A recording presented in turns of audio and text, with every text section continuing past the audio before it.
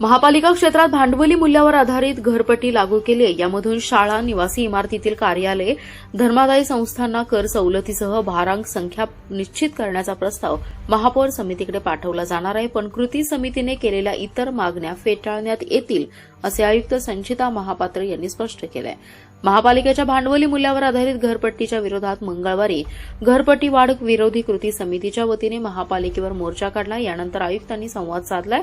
त्या म्हणाल्या, ready reckoner दर पत्रकानुसार भांडवली मूल्य निश्चित करून घरपट्टीची आकारणी करण्यात आली आहे।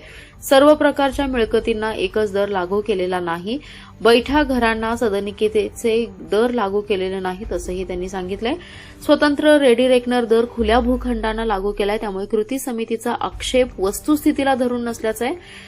मालमत्तेचे भांडवली मूल्य निश्चित करताना बिल्टअप क्षेत्राचा विचार केला जातो। चटई क्षेत्राच्या आधारे मालमत्ता कराची आकारणी करण्याची तरतूद कायद्यान्वये नाही। सर्व लोड बेअरिंग बैठ्या घरांना आरसीसीचा दर लागू केलेला नाही, असंही त्यांनी यावेळी स्पष्ट केलंय। पट्टी आंदोलनच्या कृती समितीने जी बंद पुकारणी केली होती त्या अनुषंगाने शिष्टमंडळाची माझी भेट झाली। त्यांनी 15-20 राऊंड प्रश्न विचारले होते। त्यांचा आक्षेप होता की घरपट्टीमध्ये हे अन्यायकारक चेंजेस झालेले आणि त्यामध्ये दुरुस्ती करण्यात यावं।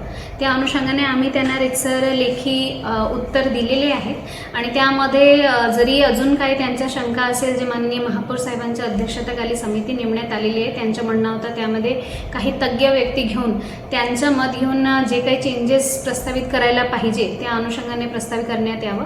तर त्या अनुषंगाने पुढच्या आठवड्याला ह्या समितीची परत बैठक होऊन ही सर्व रितसर आम्ही माननीय महापौर साहेब आणि सर्व पदाधिकाऱ्यांच्या अध्यक्षतेखाली जे समिती आहे त्यासमोर मांडणार आहोत आणि जे चेंजेस जे नियमाच्या पलीकडे न जाता करता येते त्यामध्ये आपण नक्की चेंजेस करणार आहोत।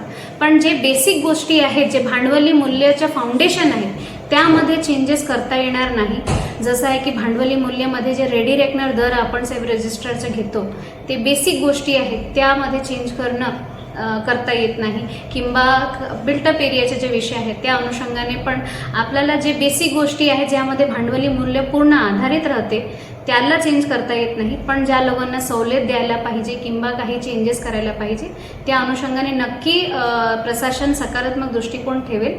पण सर्व सांगलीकरांना माझा एक अनुरोध आहे की आपण सर्वांनी ह्यामध्ये ज्यांना टॅक्स मान्य आहेत आणि सांगलीच्या विकासाकरिता आपण सर्वांनी ह्यामध्ये सहभागी व्हावी आणि टॅक्सचे जे भरणं आहे ते लवकरात लवकर करावी। माननीय महापौर साहेबांच्या अभय योजनाचं परत माननीय महापौर साहेबांनी 1 महिन्याची मुदतवाढ दिलेली आहे, त्या सर्वांनी ह्याचा लाभ घ्यावा आणि स्वतःचा टॅक्स याप्रमाणे भरणं करावे। धन्यवाद।